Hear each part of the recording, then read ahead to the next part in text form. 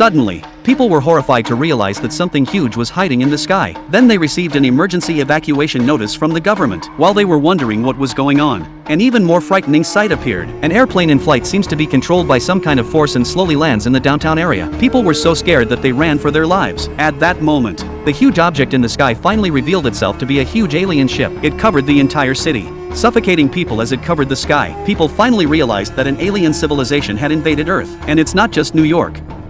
The ship has appeared over cities all over the world. Troops from all over the world quickly gathered and prepared to fight the aliens to the death. But strangely, the alien ships didn't attack. Apart from banning human aircraft, it did nothing else but hover silently in the air like a god looking down on the tiny human race. People guessed it was just the calm before the storm. And sure enough, the next day, the people realized that their dead relatives had come back to life. It turned out that these relatives were illusions created by aliens to communicate with humans. The aliens called themselves the Supermasters and told humans not to be afraid, they were here to help the Earth. Right now, the Earth is full of war, famine and inequality. But with his arrival, all these sufferings will be a thing of the past and he won't interfere with human affairs. The top officials of all the countries could not sit still.